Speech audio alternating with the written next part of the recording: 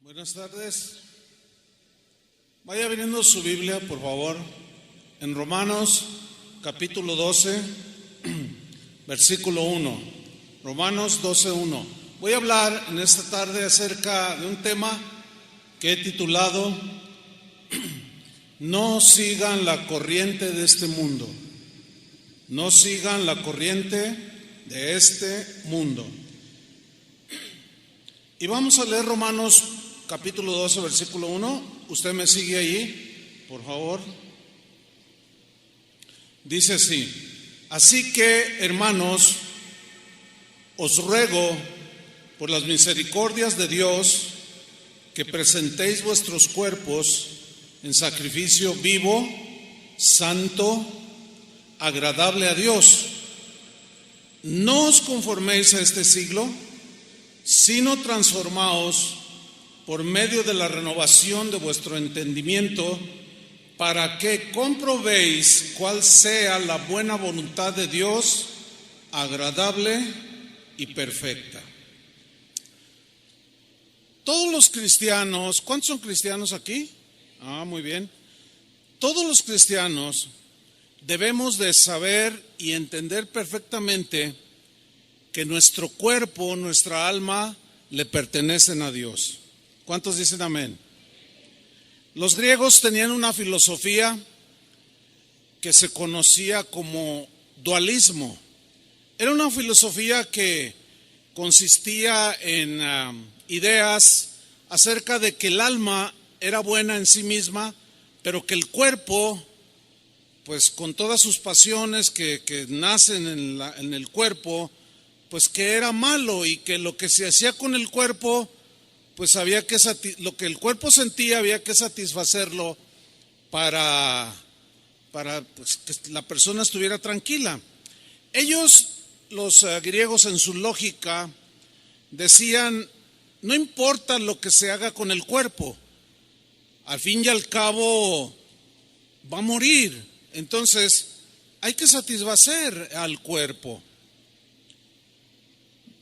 Cuando Pablo lleva el evangelio a Corinto, que era una ciudad griega, y la gente en Corinto se empezó a convertir, cuando ellos comenzaron a formar parte de la iglesia,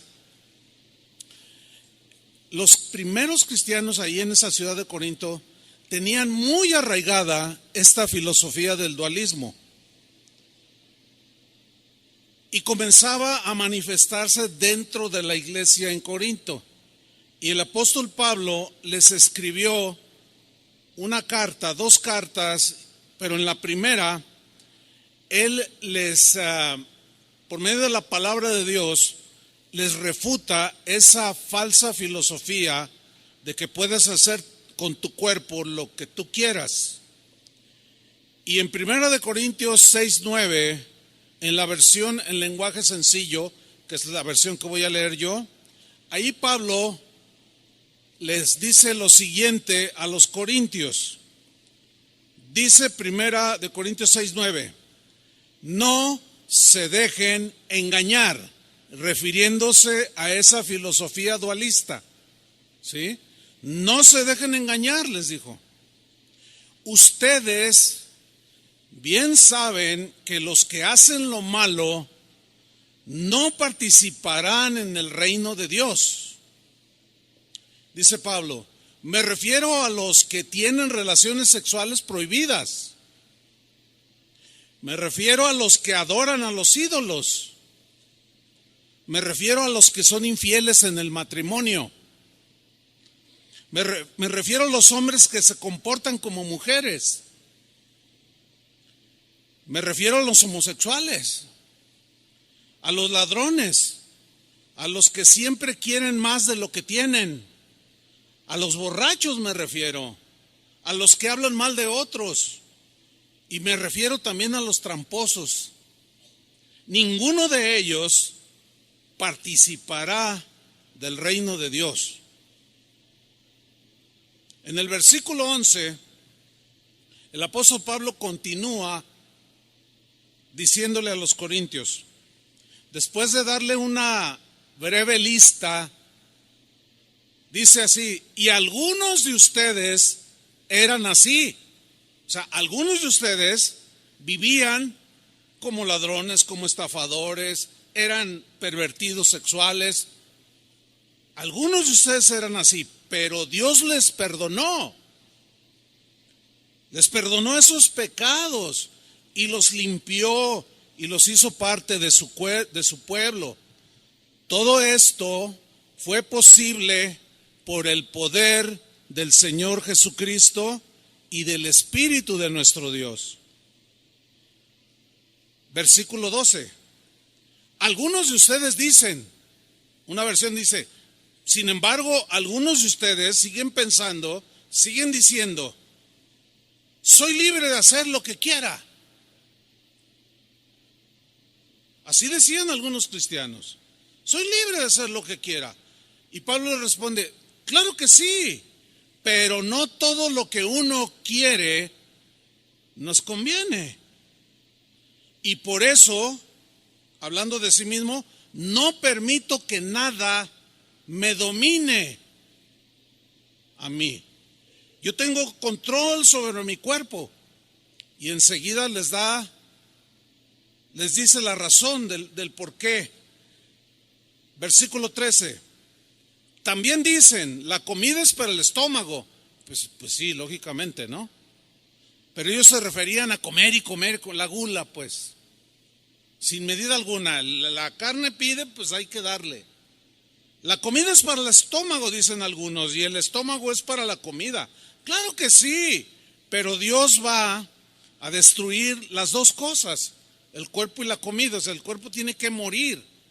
Entonces, ¿para qué es el cuerpo? Dice Pablo, en cambio, el cuerpo no es para que lo usemos en relaciones sexuales prohibidas. No, dice. Al contrario, debemos usarlo para servir al Señor, pues nuestro cuerpo es de Él. ¿De quién es tu cuerpo? ¿A quién le pertenece todo tu ser? Díganlo fuerte. Muy bien.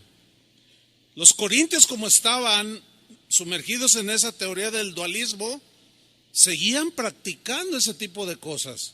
Y Pablo dice, no se equivoquen, no se equivoquen. No. Nadie que haga eso va a participar del reino de Dios. En el versículo 15 dice así, ustedes saben que cada uno de ustedes forma parte de la iglesia. Ahora ya sabían ellos, así como nosotros que formamos parte de la iglesia, que es el cuerpo de Cristo. Y dice Pablo, no está bien, no es correcto que una parte de ese cuerpo o algún cristiano, alguna cristiana, no está bien que una parte de ese cuerpo de la iglesia de Cristo se junte con una prostituta. No, dice, no está bien. 16. Pues al tener relaciones sexuales con ella, se hace uno con ella. Así lo dice la Biblia o las Escrituras. Los dos serán una sola persona, una sola carne. El asunto con las relaciones sexuales que están permitidas por Dios es dentro del marco del matrimonio. Fuera del matrimonio, cualquier relación sexual de cualquier tipo está rechazada por Dios. Es inadmisible delante de Dios. ¿Por qué? Fíjense lo que dice en el versículo 17. En cambio, quien se une con el Señor se hace uno solo, un solo cuerpo espiritual con Él.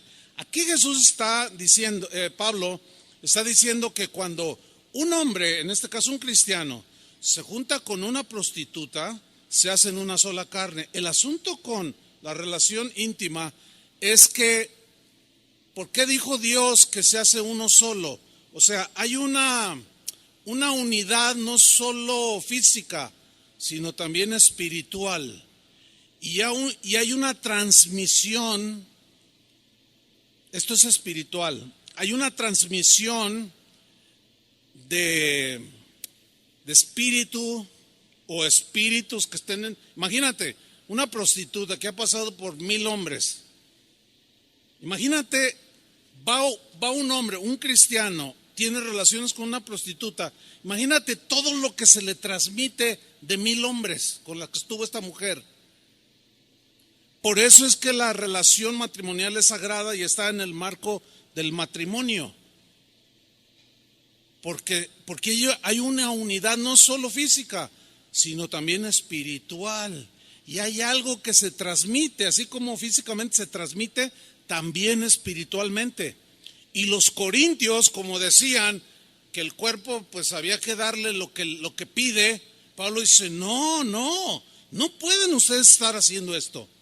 Porque cuando uno se une con el Señor, es uno con Él. ¿Y a poco no hay una transmisión del Espíritu de Dios a nosotros? ¿Verdad que sí? Y la relación con Él es espiritual y también transmitimos, ¿sí? Dice el versículo 18, no tengan relaciones sexuales prohibidas. No, dice Pablo. Ese pecado, lean con atención, ese pecado de relaciones sexuales prohibidas le hace más daño al cuerpo, el cuerpo humano, que cualquier otro pecado. ¿Leyeron bien? Le hace más daño que cualquier otro pecado. El cuerpo de ustedes, dice Pablo, es como un templo. Y en ese templo vive el Espíritu Santo que Dios les ha dado. Ustedes no son sus propios dueños. Cuando Dios los salvó, en realidad los compró. Y el precio que pagó por ustedes fue muy alto. Por eso deben dedicar su cuerpo a honrar y agradar a Dios. ¿Qué les pareció esa lectura bíblica? Clarísima, ¿no es cierto? Pablo les enseña a los corintios que el cuerpo de cada cristiano es el templo del Espíritu Santo. Que cuando tú te convertiste a Cristo, cuando naciste de nuevo, dice la Biblia que Jesús dijo que Él y el Padre con el Espíritu vendrían y harían morada en la vida del cristiano. Es decir, Cristo y el Espíritu Santo viven dentro de nosotros. Por consiguiente, nosotros somos un templo, una habitación de Dios. Y ese templo tiene que estar limpio. Ese templo tiene que honrar a Dios. De ahí que toda perversión de tipo sexual está rechazada por Dios. Por eso es que Pablo también les escribió a los romanos en la misma línea acerca del cuerpo, porque los romanos también estaban muy influenciados por la cultura griega. Y entraban esas filosofías, esos pensamientos. Y de ahí les escribió el capítulo 12, versículo 1, que leímos al principio de la carta a los romanos, que dice así, lo voy a leer de nuevo. Así que, hermanos, noten que está dirigido a cristianos. Así que, hermanos, os ruego por las misericordias de Dios. Os ruego, había un ruego, una petición muy encarecida de parte del apóstol Pablo, que comprendía perfectamente la seriedad de este asunto. Y él apeló a un ruego, porque como veremos más adelante, es algo voluntario. Y él les rogaba, y él aludió a las misericordias de Dios, que son nuevas cada mañana, que por su misericordia no hemos sido consumidos. Y él apela a la misericordia de Dios y dice, yo les ruego, cristianos, así como recibimos todos los días la misericordia de Dios, por esas misericordias de cada día, de la cual no debemos de abusar, yo les ruego que presentéis vuestros cuerpos en sacrificio vivo, santo, o sea, exclusivo para Dios. Ese sacrificio tiene que ser apartado para Dios, que es nuestra propia vida, incluyendo nuestro cuerpo, y ese sacrificio vivo, voluntario, es agradable a Dios. Pero luego viene una frase a continuación que la vamos a estudiar. Dice, que es vuestro culto racional. ¿Qué significa que nosotros presentemos nuestro cuerpo en sacrificio vivo, que le agrade a Dios, que sea un sacrificio santo, por medio de un culto racional? Bueno, vamos a estudiar estas dos palabras, culto y racional. Muy bien. Número 1, la palabra culto viene del griego letreia. Y este término griego habla de algo que se hace, pero de manera voluntaria, nunca obligada. Es decir, nadie, ni siquiera Dios, nos obliga a que nos ofrezcamos a Él en sacrificio vivo. No, Él apela al amor que Él ha tenido por nosotros y que nosotros le correspondamos. Entonces se refiere a algo que se hace de manera voluntaria, algo que se debe de entender como un servicio a Dios en todas las áreas de nuestra vida. Y se refiere a aquello a lo que una persona dedica toda su vida para realizar algo. Por ejemplo, un atleta olímpico que se prepara para participar en una carrera. Vamos a poner el ejemplo de un maratón. Este atleta quiere ir a las Olimpiadas. Cada 4 años se celebran. El primer año, o sea, después de las Olimpiadas, ya inicia su preparación.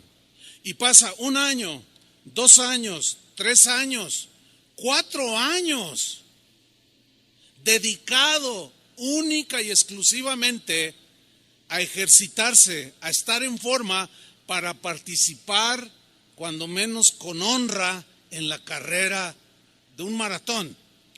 Pero ese atleta, para llegar a una forma, digamos, óptima, que rinda y que honre ese deporte, él durante esos 4 años y toda la vida que dure compitiendo, se abstiene de muchísimas cosas para cuidar su cuerpo, que lo está dedicando al deporte. Entonces, un atleta de alto nivel va a dejar a un lado el pozole, las tortas ahogadas, el alcohol, el tabaco. ¿Por qué? Porque tiene que cuidar su cuerpo, que es el que va a rendir en el momento. Ustedes todos sabemos de lo que nuestra gloriosa selección nacional hizo un día antes de participar en el mundial, o 2 o 3 días antes de participar en el mundial. ¿Qué hicieron? Se fueron de borrachera, se fueron con mujerzuelas. Por eso no rinden, deshonraron el fútbol. En lugar de cuidarse, hicieron todo lo contrario. Son atletas fracasados. Ellos debían de estar dedicados en cuerpo y alma y espíritu a la competencia, pero no lo hicieron. Y se ve inmediatamente que los que quedaron en los primeros lugares, esos totalmente dedicados. Bueno, esa es la idea aquí de culto, hacerlo de una manera voluntaria, pero ofreciendo tu cuerpo, absteniéndote de las cosas que te van a eliminar de la carrera. ¿Me estoy explicando? Este es un principio fundamental de la vida cristiana. Es un principio fundamental. El verdadero culto o servicio a Dios, la verdadera adoración a Dios, es ofrecerle nuestro cuerpo, nuestra alma, nuestro espíritu. Y esto es todos los días, no solamente un par de horas o 3 horas el día domingo, no. No, porque el verdadero culto, que es voluntario, el verdadero servicio a Dios, no consiste en ofrecerle rituales. No. Yo me acuerdo cuando mi mamá me mandaba a misa, pues no me gustaba ir a la misa. Entonces me hacía allí medio el que se me iba el tiempo, pero llegaba la bendición. ¿Sí se acuerdan? Porque muchos lo hacían. Llegaban al último, a la bendición, cuando el sacerdote daba la bendición, y ya uno llegaba 3 minutos antes y ponía uno carita de San Martín de Porres y se ponía uno así, ¿verdad? Y reciban la bendición, decía el sacerdote, y bendecía con sus manos, y todos amén, ¿verdad? Entonces yo salía y mi mamá me preguntaba, ¿fuiste a misa? Le dije, ya cumplí. Fíjense cuál era la idea. Hacer ritual. Algunas señas, hacer algo ritualista, pero nada que saliera del corazón. No. ¿Se acuerdan cuando Jesús tuvo aquella plática con una historia que no hace mucho estudiamos, la historia de Jesús y la samaritana? Dame de beber, le dijo Jesús. Y él le contesta, ¿cómo me pides a mí de beber? Los judíos y los samaritanos no nos tratamos entre sí. Mira, si tú tomas de esta agua, le dice Jesús, vas a volver a tener sed. Pero si bebes del agua que yo te daré, no tendrás sed jamás. La mujer le contesta, Señor, dame de esa agua. Y Jesús le dice, ¿quieres de esta agua? Sí, Señor. Ve y llama a tu marido y ven acá. Y la mujer le contesta, bueno, no tengo marido. Y Jesús le dice, bien has dicho, no tengo, porque 5 has tenido. Y el que ahora tienes no es tu marido. Vives en un amaciato, en una relación que implica relación sexual prohibida por no estar casados. Entonces la mujer se sorprende de que Jesús sabía su vida. Y enseguida ella, de manera, pues como cualquiera de nosotros, como lo hacíamos, ella le cambia la plática a Jesús y le dice, nuestros padres adoraron en este monte. Ustedes dicen que en Jerusalén debe de adorarse, pero nosotros decimos que es acá en este monte. Y Jesús le responde, mira mujer, la hora viene y ahora es cuando los verdaderos adoradores adorarán no en un templo hecho de manos, no en un lugar específico, sino la adoración será en espíritu y en verdad, porque nosotros somos templos y Dios habita dentro de nosotros, y la adoración a Dios es de corazón, de espíritu, incluye el cuerpo, pero es una adoración y un servicio a Dios cotidiano, de todos los días, no es un ritualismo. Esta mujer pensó que ya cumplía con Dios con ir al templo a orar o a cantar algunos salmos, pero había pasado por los brazos de 6 hombres. Pero ella pensaba que haciendo ritual o rituales, Dios se iba a agradar de ella. Hay mucha gente que sigue pensando igual, así como los corintios que tenían muy arraigada la filosofía del dualismo. Así hay mucha gente aquí en México, ya no estoy hablando de otros lugares, que cuando llegaron a Cristo traen una mentalidad de rito, de ritos, de cosas que hacemos y llegamos a caer en el error de decir, ya cumplimos. Yo me acuerdo que yo cumplía, pero después mi mamá me decía, oye, te llamó por teléfono, te buscó uno de tus amigos. Ah, sí, bueno, ahorita vengo, ya me voy. ¿A dónde voy? Pues voy con ellos. ¿A dónde cree?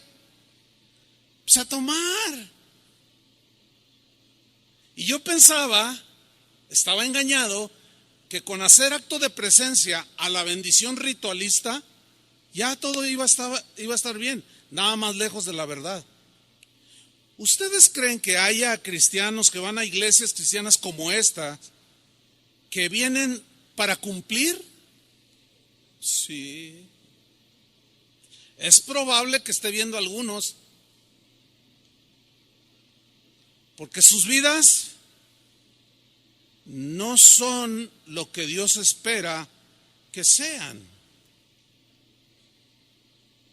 Pero el concepto bíblico, lo que Jesús quiso decir cuando dijo, la hora viene y ahora es cuando los verdaderos adoradores adoran en espíritu y en verdad, Él se refiere a esa acción voluntaria, pero que involucra todo tu ser, todo tu tiempo, las 24 horas del día, que implica que cuando tú vas al trabajo, Cristo va en ese templo que eres tú. Cuando vas a la escuela, Cristo va en ese templo. Cuando vas al centro comercial, cuando vayas a donde vayas, tú eres un templo y Cristo está dentro de ti.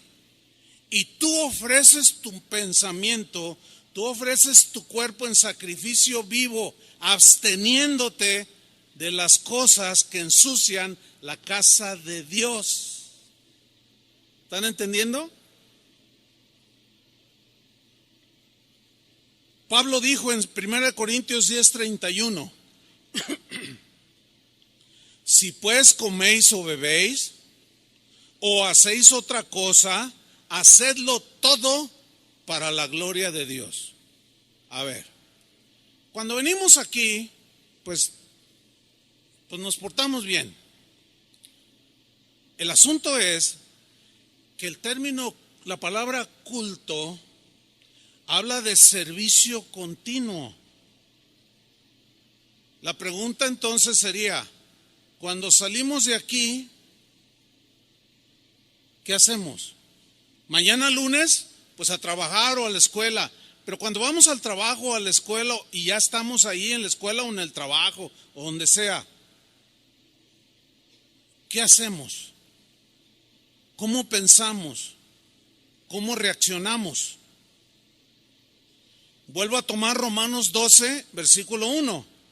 Así que, hermanos, os ruego por las misericordias de Dios, que presentéis vuestros cuerpos en sacrificio vivo, voluntario, santo, exclusivo para el Señor.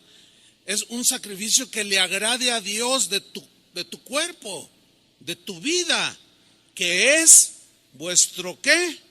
Culto racional. Bueno, ya estudiamos lo que es el culto, es el servicio continuo de manera voluntaria. Pero luego viene otra palabra que es racional. A ver, digan todos racional.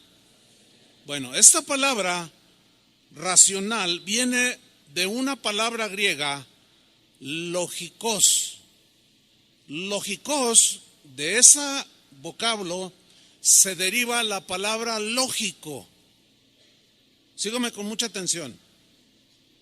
Entonces lo que está diciendo Pablo es, ofrezcan sus cuerpos en sacrificio voluntario, vivo, algo que separado para Dios, que le agrade a Dios, que es un servicio que va conforme a la razón, porque el lógico tiene que ver con la razón, tiene que ver con lo razonable, con la razón y con lo razonable en relación con qué, con quién, con la voluntad de Dios que está expresada en las Escrituras.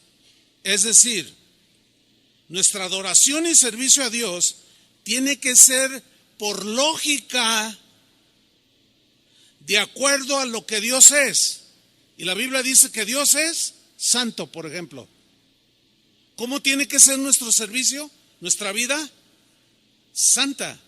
Sed santos porque yo soy santo.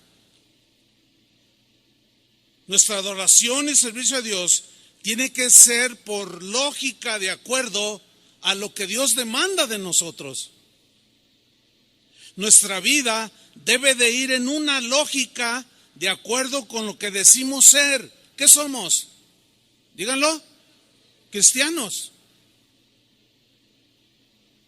Entonces nuestra vida tiene que ir en una lógica con lo que decimos ser. ¿Qué decimos que somos? Cristianos. Nuestra vida tiene que llevar una lógica conforme a lo que decimos creer. ¿En qué creemos? En la palabra de Dios.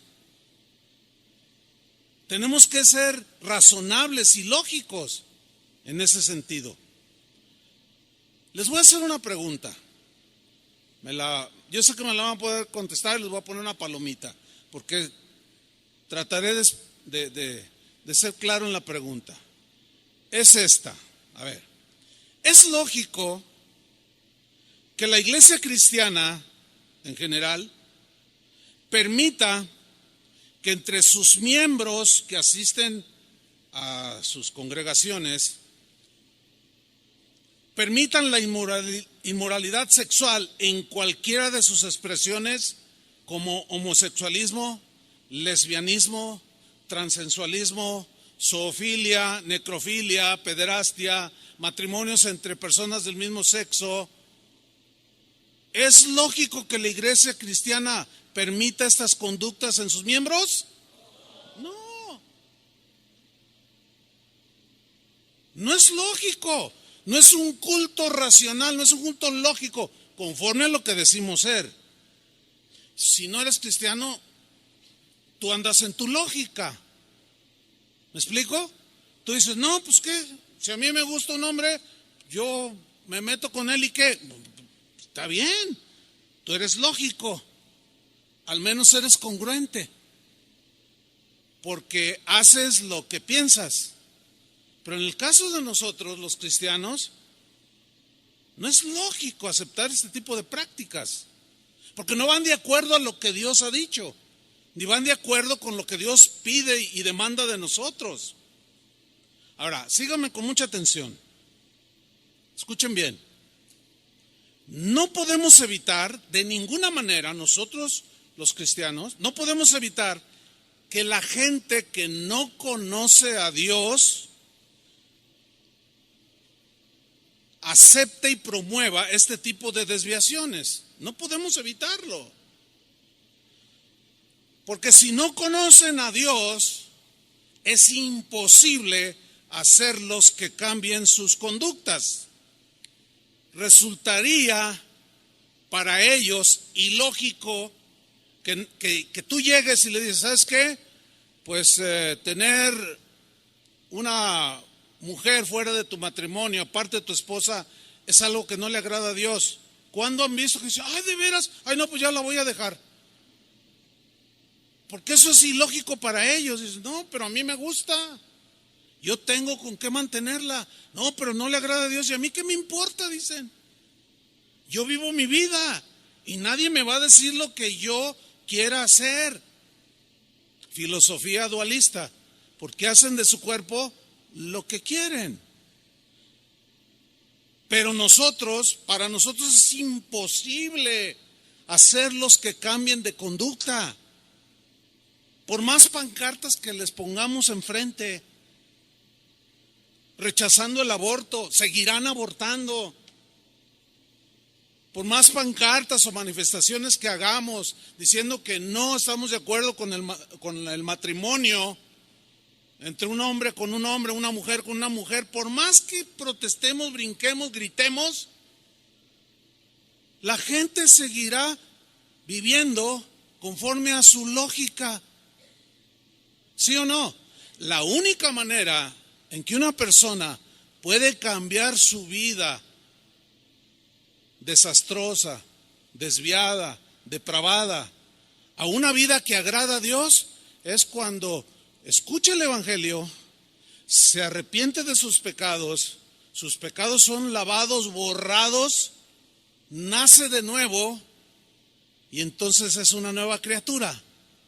Ahí ya el Señor empieza a santificarlo, a limpiarlo de toda la basura que traía cuando llegó a los pies de Cristo. Esa es la única manera. Por consiguiente, ¿cuál es la solución para que la gente que no conozca a Dios cambie de conducta? ¿Alguien me puede decir? Predicarle el Evangelio. no andando en protestas ni gritando cosas. No, predicándoles el evangelio.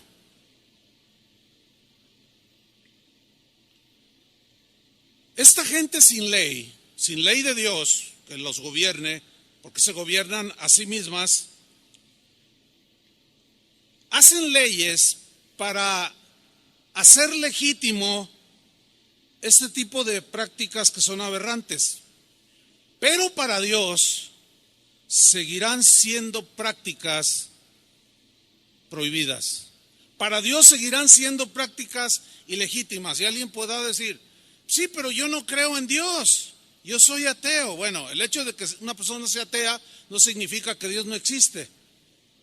Además, como alguien dijo sabiamente, mira, en realidad no hay ateos, porque en cuanto se mueren se les acaba lo ateo, porque van directamente a donde ellos oyeron que había un lugar.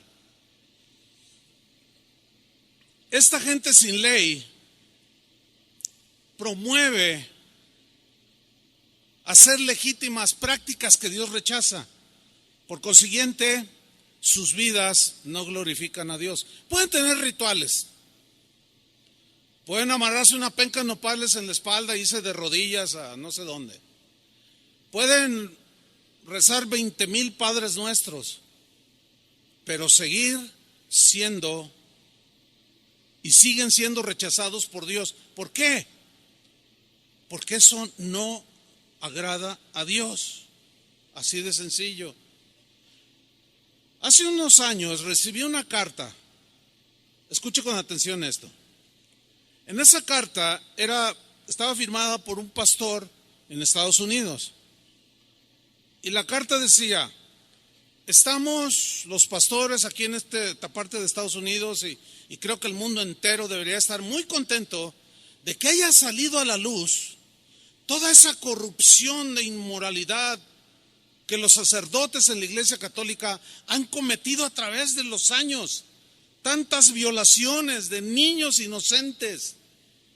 ¿Saben de lo que estoy hablando, no? No es para nadie escondido esto. Esto ha sido un escándalo que la Iglesia Católica ha tenido, de que guías de ellos, sacerdotes católicos, hayan abusado de tantos niños inocentes. Eso es algo aberrante delante de Dios, ¿sí o no? ¿Cuánto niño inocente, cuánto niño traumado hoy ya, gente adulta, muy afectada por esos abusos sexuales?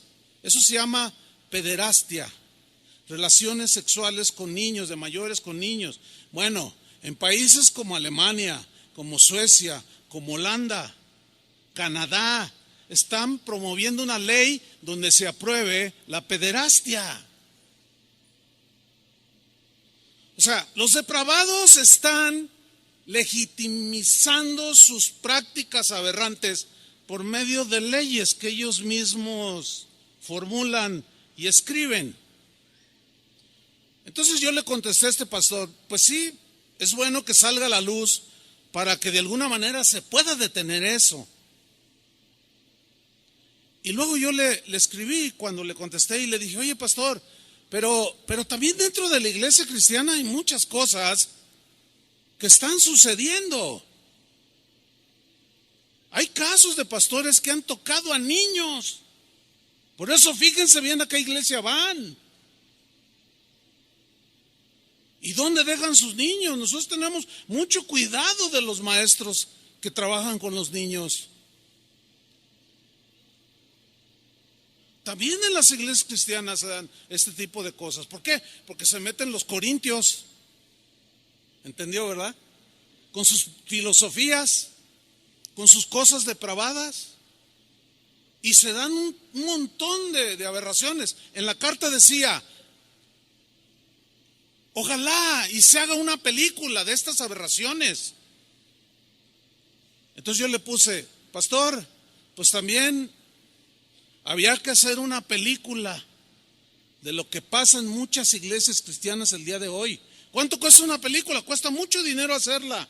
Y yo tenía unos ahorros ahí, yo le dije, mira, yo pongo $5,000, le puse ahí en la carta, para hacer una película de lo que pasa dentro de las iglesias.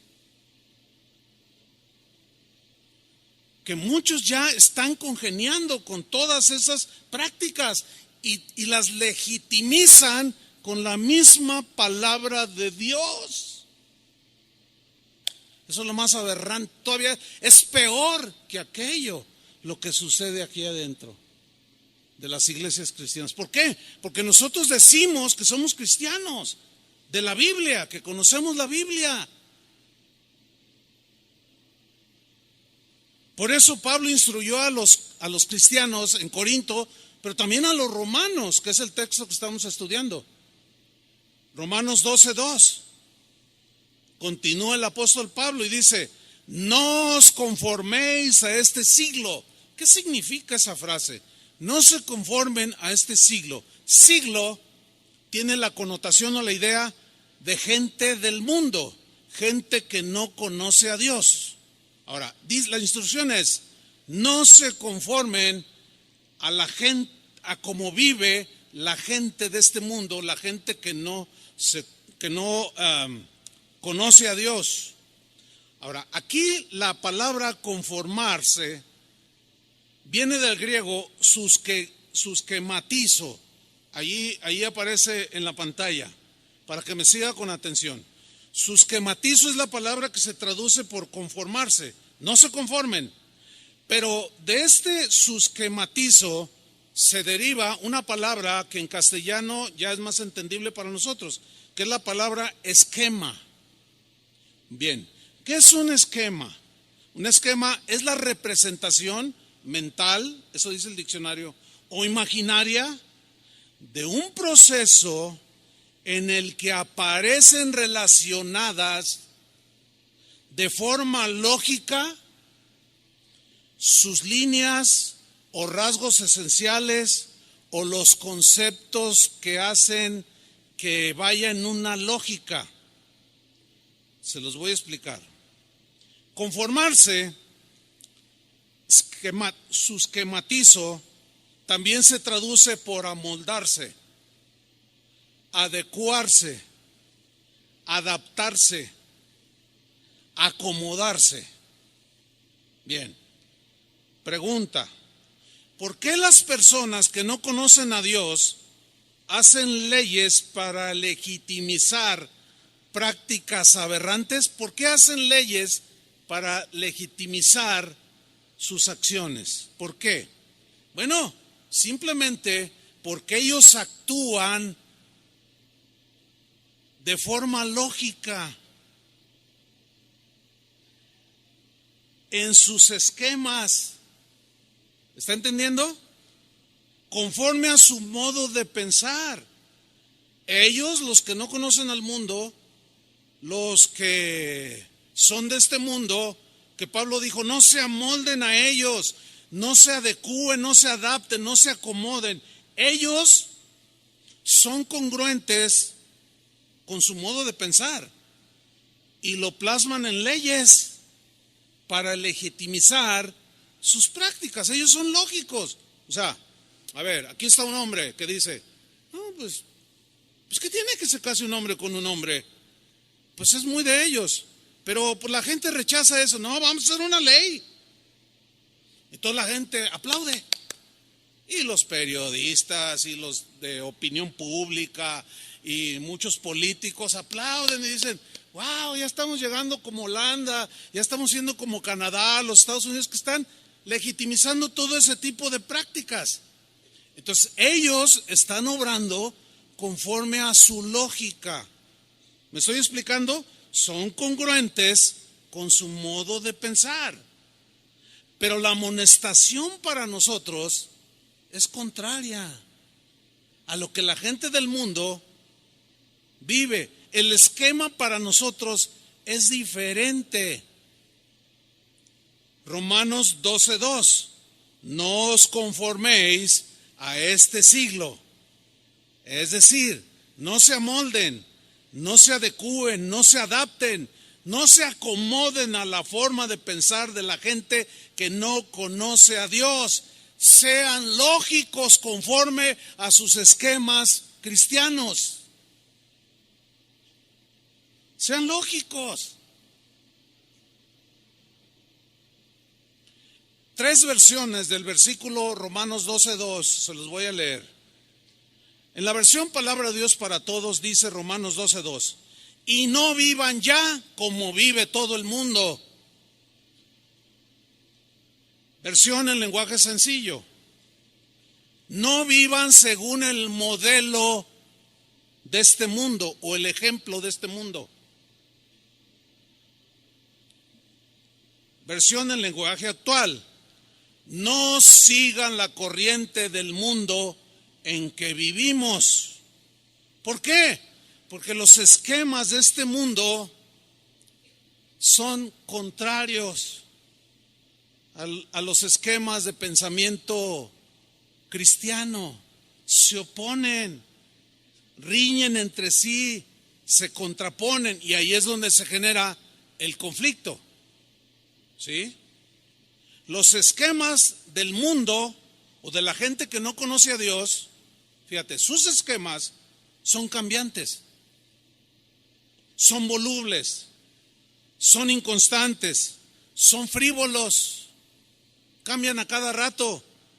Sus acciones son según los pensamientos que gobiernan las mentes de las personas en su actualidad.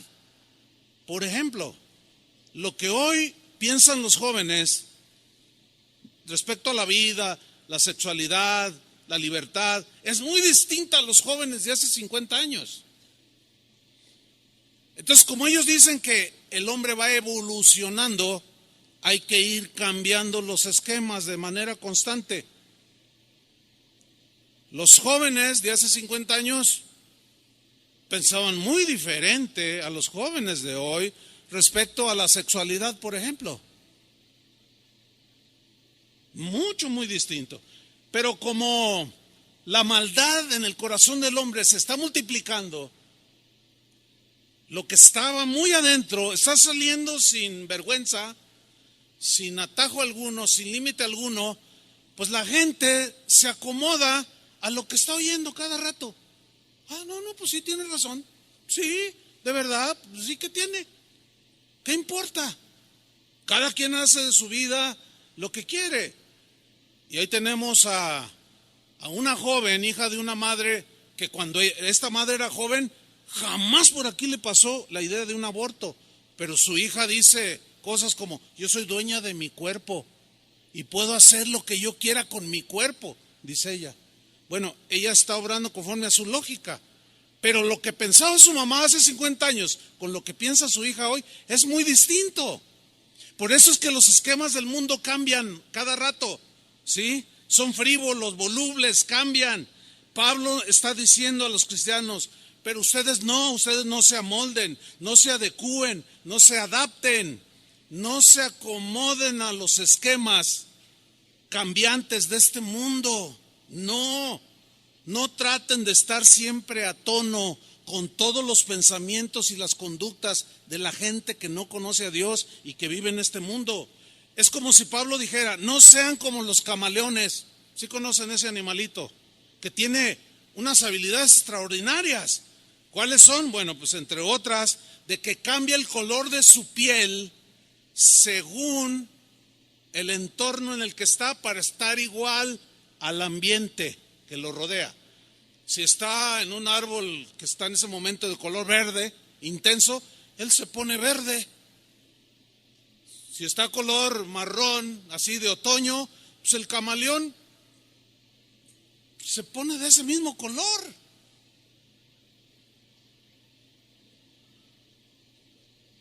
En el mar hay un montón de animales, de peces seres vivos que toman la forma de una piedra. O sea, se hacen al entorno. ¿Me estoy explicando? Claro, ellos lo hacen para evitar los depredadores. Y ven y dicen, no, pues ahí está una piedra, pero no, es un pez que se transforma de acuerdo a lo que está a su alrededor. Y para nosotros, Pablo nos dice, no sean como los camaleones. O sea, hoy piensan de una manera la gente de este mundo y tú te haces un camaleón y piensas igual que ellos. Y al rato en 10 años cambia el esquema de pensamiento y te vuelves luego verde y luego azul y luego rojo. No, dice, para nosotros no es eso. Nosotros tenemos que ser constantes, firmes en los esquemas de Dios. La Constitución Política de los Estados Unidos Mexicanos, que se conoce como la Carta Magna, o sea, la carta más importante escrita.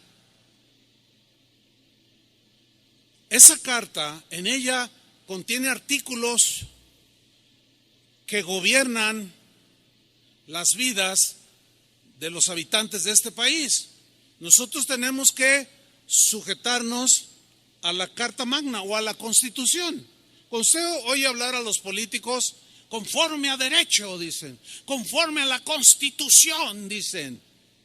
Bueno,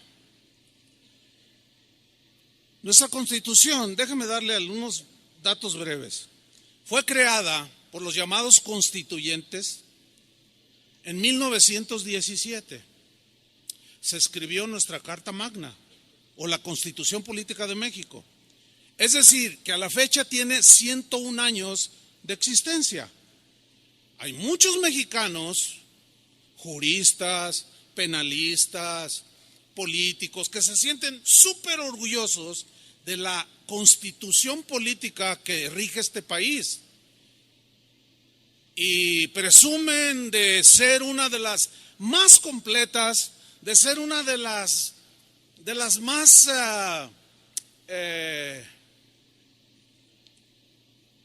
plenas en cuanto a las leyes que de allí emanan para gobernar a los mexicanos. Y ellos se sienten muy orgullosos. Inclusive se menciona de continuo que muchos países han tomado nuestra Carta Magna, nuestra Constitución, como ejemplo para ellos desarrollar su propia Constitución, inspirados en la nuestra. Bueno, déjenme decirles algo. Les voy a leer un breve artículo que tomé del diario Milenio respecto a la Carta Magna. Estamos hablando de que los esquemas del mundo son cambiantes. O sea, la gente cambia, que hay que cambiar. Vamos a ver qué dice este artículo tomado del diario Milenio. Dice así: la Constitución vigente ha tenido más de 700 cambios, más de 700 reformas que han modificado el texto original. ¿Qué le parece? Dice, esto es normal. Fíjate, esto es normal. Esto es algo natural si se reflexiona sobre las necesidades, sobre los pensamientos que se plantearon en el México de 1917 y las necesidades que hoy tienen los habitantes del México actual. Cambian muchas cosas. Por lo tanto, nuestra Carta Magna necesita ser cambiada, renovada, ajustada. Le quitan, le ponen, le añaden. De los 135 artículos, 136 que contiene nuestra Constitución en su texto original, solo 22 se mantienen intactos. O sea, la que nos rige, llega un momento en que estás anticuada, no te adecuas a como hoy están pensando ni los jóvenes, ni los de tendencias sexuales de cualquier tipo. Entonces te vamos a borrar algunas cositas, te vamos a cambiar, te vamos a añadir, lo hacemos ley y ¡viva México! ¡Qué manera de pisotear nuestra Carta Magna! ¿Sí o no? Esa Carta Magna, además de cambiarla, muchas veces, a cada rato, se dice que el presidente actual es el que más reformas le ha hecho a nuestra Constitución. Más de 130 reformas, cambios. Imagínate nomás. ¿A qué te vas a agarrar? ¿A qué nos vamos a asir los habitantes de este país.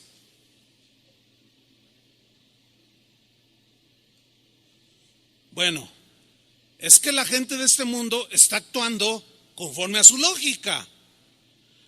Por eso cambian las leyes, para hacerlas legítimas.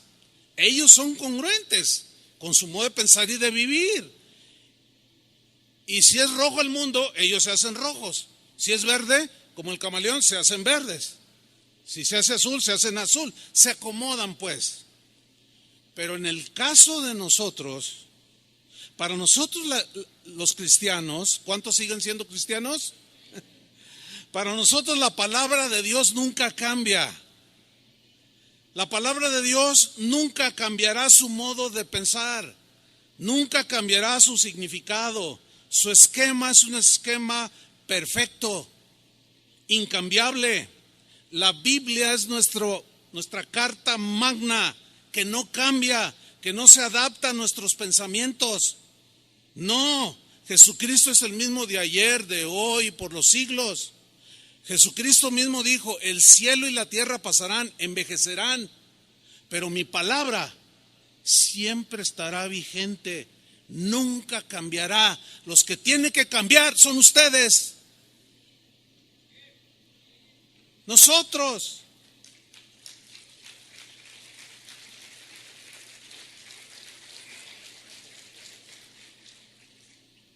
Desgraciadamente muchos cristianos hoy están pisoteando la carta magna que nos dejó el Señor y la están cambiando a su antojo.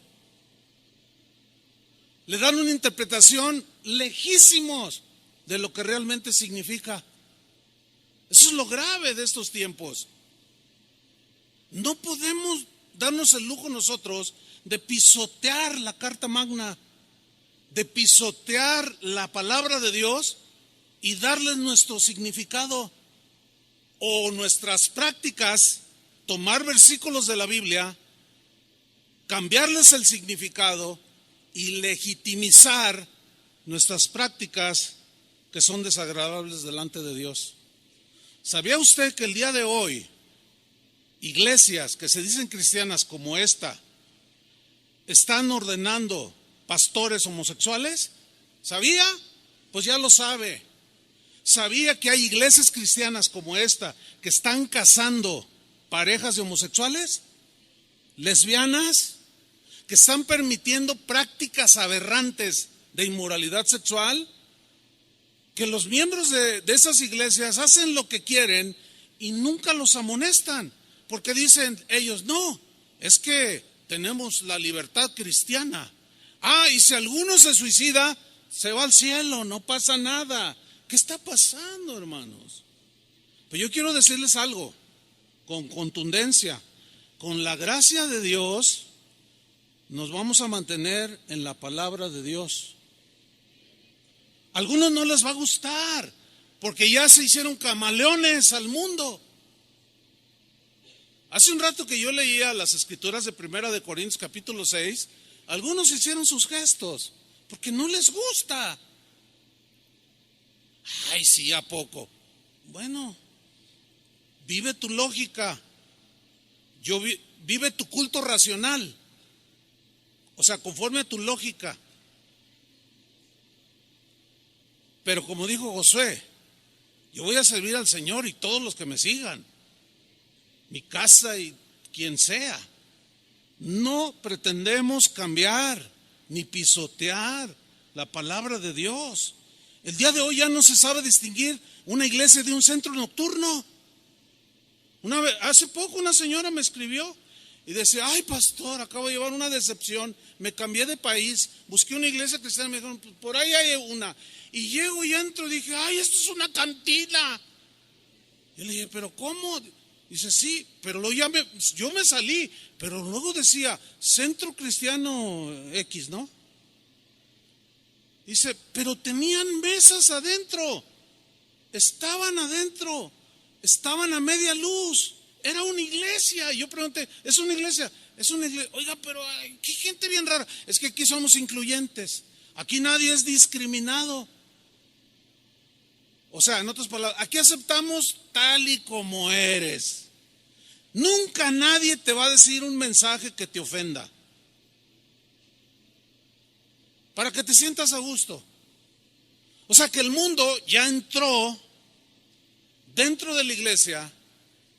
Las prácticas de la gente que no conoce a Dios han entrado a la iglesia, y eso es justamente lo que dice la Biblia, que no nos conformemos, que no nos adecuemos. Y eso es lo que está sucediendo, hermanos. Sigo adelante. Romanos 12:2, no se conformen a este siglo, sino transformaos, dice, por medio de la renovación de vuestro entendimiento. Aquí la palabra que usa para transformaos es la palabra metamorfo. De ahí se deriva la palabra metamorfosis. ¿Se acuerdan cuando íbamos a la primaria? Que la maestra decía, nos daba aquellas clases de biología y decía, miren, ¿qué es esto, niños? Y todos decíamos, es un gusano, ¿se acuerdan? Dicen, pues fíjense que no, es una mariposa. ¿Se acuerdan de esas clases? Y nosotros, no, es un gusano, está bien feo. No, entonces ya nos explicaba, mira, es que esto que parece un gusano, en realidad adentro se está formando un insecto que es bellísimo. Ustedes las conocen, niños. Y todos decíamos, ¿y qué es, maestra? Digo, es que yo me acuerdo de esas clases, ¿no? Y decía, es una mariposa hermosa con unas alas, pero adentro de ese capuchón que parece gusano, está dándose una transformación, y llega el momento en que ese capullo empieza a reventar y empiezan a salir dos alas.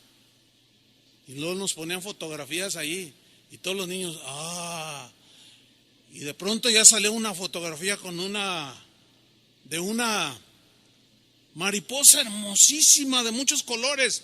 Y dice, niños, esto se llama metamorfosis. ¿Ya se acordaron? Bueno, esa es la palabra que se utiliza aquí para decir transformaos, sufran una metamorfosis, que simple y llanamente significa cambiar de una forma que teníamos a otra, así como de gusano a mariposa. El sentido estricto es el de un cambio interno, porque lo que se ve es un gusano, pero adentro está sufriendo una transformación que se convierte en un hermosísimo insecto. La importancia que le da la Biblia a la transformación interna es fundamental.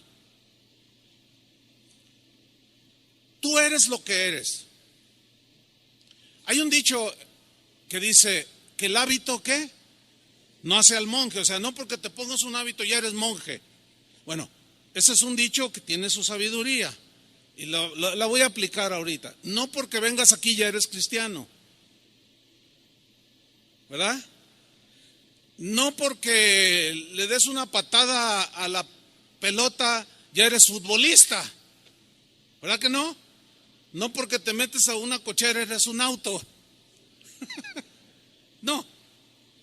Sin embargo, la Biblia le da un énfasis a la transformación interna, a la metamorfosis de adentro hacia afuera, porque lo que somos en realidad es lo que está dentro. Esa es nuestra realidad. Lo que pensamos es lo que realmente somos. Miren, en la tarde yo puedo irme a jugar fútbol y me pongo un atuendo. Me pongo una camiseta de las Chivas o de la América, me pongo unos zapatos de fútbol, unos shorts, y me llevo un balón, si soy portero, unos guantes, y todos dicen, se va a jugar fútbol. Bueno, termino de jugar fútbol y en la noche tengo una boda y me pongo un traje de acuerdo a la ocasión. Bueno, yo sufrí una transformación en unas 3 horas de un atuendo de futbolista a un atuendo formal para una celebración de una boda. Pero yo sigo siendo la misma persona. Entonces lo externo no es lo que está pidiendo el Señor, que sea transformado. Hay algunas cosas que debemos de transformar, pero el énfasis es la transformación de dentro. Pablo dice que tenemos que experimentar un cambio, pero interno, de gusano a mariposa. Un cambio de carácter, un cambio de mente, de pensamiento, de manera de pensar, y por consecuencia cambia nuestra manera de actuar. En otras palabras, un cambio lógico de acuerdo a lo que es ser un cristiano. Porque el cristiano es aquí, cuando salga, cuando se vaya a pasear con sus hijos, mañana que se va al trabajo, mañana que se va a la escuela, a donde quiera, el cristiano es.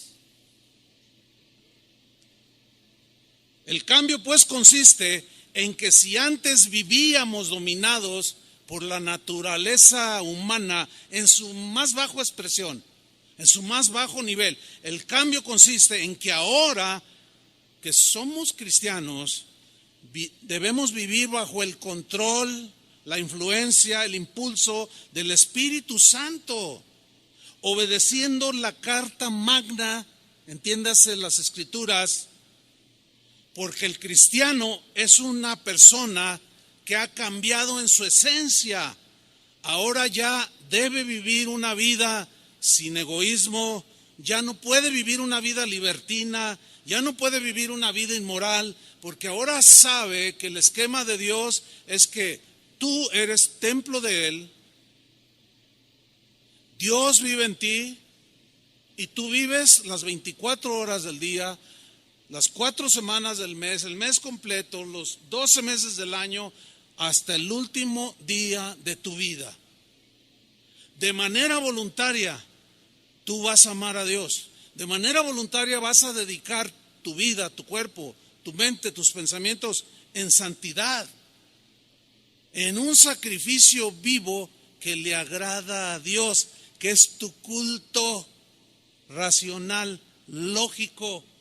Ahora que tú eres un cristiano, ¿cómo se da todo esto? Respuesta, por la renovación. ¿Cómo viene el cambio y la transformación? Por la renovación de nuestro entendimiento, entiéndase, de nuestra mente. Porque la palabra renovación viene de una palabra griega, anakainosis, que habla de un ajuste que vamos sufriendo, de una transformación en nuestra visión moral, espiritual, que va conforme a las reglas del legislador que escribió la Carta Magna, que sí nos rige a nosotros. Es un ajuste de nuestros pensamientos a los pensamientos de Él. Mira lo que dice Isaías 55, versículo 8. Isaías 55, 8 dice: porque mis pensamientos, ¿qué? No son vuestros pensamientos. Imposible, porque nosotros venimos de la naturaleza caída, venimos llenos de filosofías como el dualismo, como el libertinaje, como el anarquismo. Dice, no, mis pensamientos no son vuestros pensamientos, ni vuestros caminos mis caminos, dijo Jehová. Como son más altos los cielos que la tierra, así son mis caminos más altos que vuestros caminos, y mis pensamientos son más altos que vuestros pensamientos. En síntesis, nosotros vamos de gusanos que se arrastran a un ser que vuela a las alturas con Dios. En síntesis, nosotros somos los que nos vamos a adecuar a los pensamientos de Dios. Nosotros somos los que tenemos que elevarnos al pensamiento de Dios. Porque Dios jamás va a cambiar su esquema como la gente anárquica, voluble, como los que cambian la Constitución de México. No, los pensamientos de Dios son de esta altura y nosotros tenemos que elevarlos. Y para poder subir, tenemos que volar. Tenemos que sufrir una transformación. Para aletear y volar y alcanzar los pensamientos de Dios. Eso es, mis queridos hermanos, lo que la Biblia enseña como la manera de ser transformados. Porque cuando Cristo entra en la vida de una persona, esta persona se convierte en una nueva creación. Ahora hay un hombre nuevo. ¿Cuántos hombres nuevos hay aquí? Ahora hay mujeres nuevas que son mujeres de Dios. Y esto es cuando comenzamos a tener una mentalidad diferente. Por eso es que ahora como cristianos, cuando escuchamos esas cosas, que la ideología de género, que les van a decir a los niños en la escuela, que ¿tú qué quieres ser, niño o niña? Le preguntan al niño, ¿tú qué quieres ser? Bueno, pues yo soy un niño, pero si quieres puedes ser niña. Ah, pues entonces soy niña. Entonces cuando tú oyes eso, se te paran los cabellos así. Y dices, ¿qué es eso? ¿Por qué? Porque tu mente ya se elevó al pensamiento de Dios, que nunca va a cambiar, y para Dios seguirá siendo una aberración, perversión, desviación. Y jamás debemos acomodarnos a la mente del mundo. El problema con esto es que nos va a generar agresiones. Escuchen bien lo que voy a decir. Nosotros nunca debemos agredir este tipo de personas. Hay muchas agresiones de unos y de otros, pero nosotros no debemos hacer eso. Así no es la guerra. Ellos, como simples seres humanos, merecen respeto, ¿sí o no? Nada más porque son seres humanos. Que no estamos de acuerdo con sus conductas, eso es distinto. Ahora, ellos tratan de que nosotros aceptemos su mente terrenal. No nos pueden obligar a nosotros, ¿verdad que no? No deben ni siquiera intentarlo, porque sería faltarnos al respeto. Pues de la misma manera, nosotros no podemos salir con pancartas, ni agarrar un micrófono, una entrevista en la televisión y decir un montón de cosas atacándolos a ellos. Y luego en la calle, mira, ahí van dos, y aventarles globos con agua, o aventarles algo, un jitomate. No. Déjalos que vivan en su lógica, pero tú vive en tu culto racional. Habla del evangelio, o sé tú una Biblia viviente. Sé tú alguien que con su propia manera de vivir estás diciendo a los demás que sus conductas son desaprobadas por Dios, pero te va a generar ataques. Y ahí es donde, hermanos, no se dejen vencer. Ahí es donde tienen que ser valientes, porque se dan casos de que estás en tu trabajo y alguien comienza a contar un chiste, pero de esos rojos, delante de señoras, jovencitas, delante, no les importa ya a la gente ahora. Como yo anteriormente les mencioné, antes cuando había una entrevista, algo en la televisión, alguien decía una grosería, una palabra altisonante, le ponían un pip, y ahora ya lo quitaron, hasta en los comerciales ya. Entonces la gente ya se le hace normal, y al rato ya se le hace normal, y de pronto empiezas a hablar como ellos. Y cuentan el chiste rojo, y tú para no sufrir la agresión, o para no sufrir la vergüenza de decir que eres cristiano, te ríes a carcajadas. Tú, échate otro. Cuando alguien hace eso, cuando alguien dice cristiano, hace eso, y después a las 2 horas ve llorando al que contó el chiste porque le mandaron un telefonazo de que su hijo lo atropellaron, y tú te haces, oye, mira, déjame decirte, es que, fíjate, yo soy cristiano. Y te va, ¿qué? Yo también. No, pero yo soy cristiano. Nunca vio la diferencia. No hay autoridad, se nos cae la autoridad cuando nos amoldamos a ellos y luego les queremos compartir de Cristo. No nos van a hacer caso, nos tiran a locos.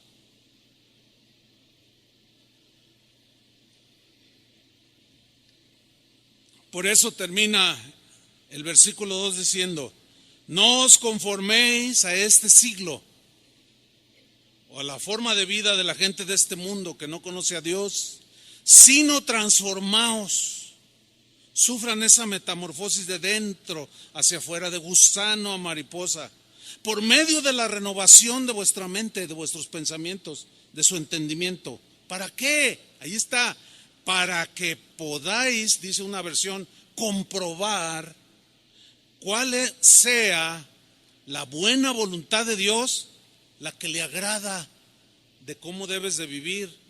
La buena voluntad de Dios agradable y perfecta. Concluimos. Solo así podremos saber lo que Dios quiere. Solo así podremos saber lo que es bueno.